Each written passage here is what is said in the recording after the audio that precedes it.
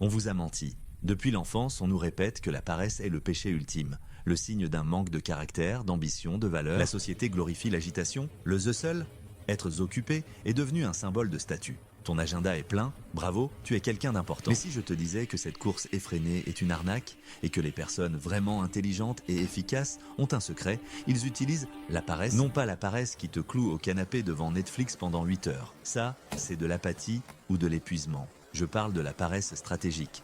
La paresse intelligente, c'est l'art d'obtenir le maximum de résultats avec le minimum d'efforts. Ce n'est pas faire moins, c'est faire moins de choses inutiles. Tu connais ce sentiment? Ta to-do list est plus longue que ton bras. Tu coches des cases toute la journée, tu cours partout, tu réponds à des emails, et à la fin de la journée, tu as l'impression de n'avoir rien accompli d'important. Ça, c'est le piège de l'activité. Tu confonds être occupé avec être productif. Ton cerveau, lui, ne fait pas cette erreur. Psychologiquement, la paresse est un mécanisme de survie. C'est un signal de ton cerveau qui dit « Hé, on gaspille de l'énergie ici ».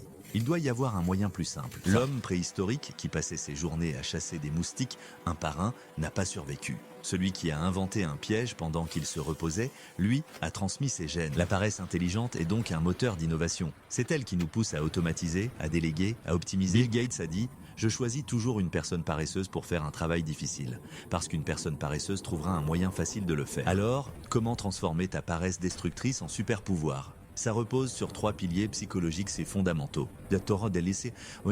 Pilier numéro 1, le principe de Pareto, ou la loi du 80-20. Ce principe, découvert par l'économiste Vilfredo Pareto, stipule que pour de nombreux événements, environ 80% des effets proviennent de 20% des causes. 20% de tes clients génèrent 80% de ton chiffre d'affaires. 20% de tes vêtements sont portés 80% du temps.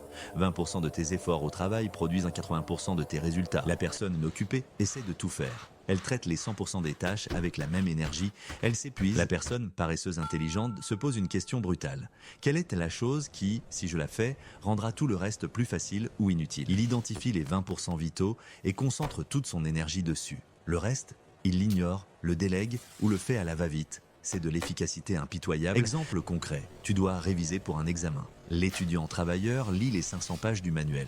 L'étudiant paresseux demande au prof sur quels 3 chapitres portera 80% de la note. Et il ne révise que ça. Pilier numéro 2, la loi de Parkinson. Formulée par Cyril Northcote Parkinson, elle dit « Le travail s'étale de façon à occuper le temps disponible pour son achèvement. Si tu te donnes une semaine pour faire un rapport qui pourrait être fait en une journée, il te prendra une semaine. Tu vas procrastiner, suranalyser, ajouter des détails inutiles. Le paresseux intelligent déteste cette perte de temps. Il utilise la loi de Parkinson à son avantage. Comment? En se fixant des délais absurdement courts. Je dois finir cette présentation, j'ai jusqu'à la fin de la journée. Non, je me donne 90 minutes. Point. Cette contrainte de temps force ton cerveau à se concentrer sur l'essentiel.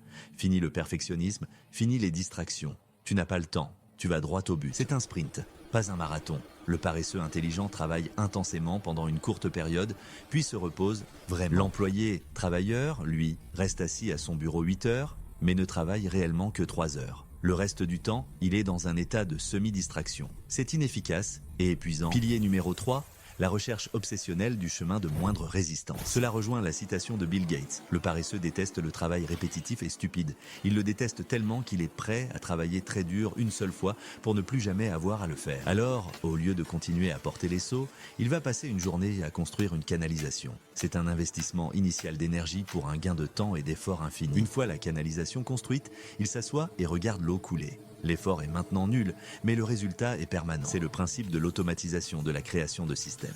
Tu fais une tâche répétitive tous les jours, apprends à écrire un script, tu réponds toujours au même email, crée un modèle de réponse. Le paresseux intelligent ne se demande pas « Comment puis-je faire cette tâche ?» mais « Comment puis-je faire en sorte que cette tâche se fasse toute seule à l'avenir ?» Ok, c'est bien beau la théorie, mais concrètement, comment on devient un paresseux intelligent? Voici un plan d'action en 5 étapes. Étape 1, l'audit de la paresse. Chaque matin, regarde ta to-do list et pose-toi la question 80-20.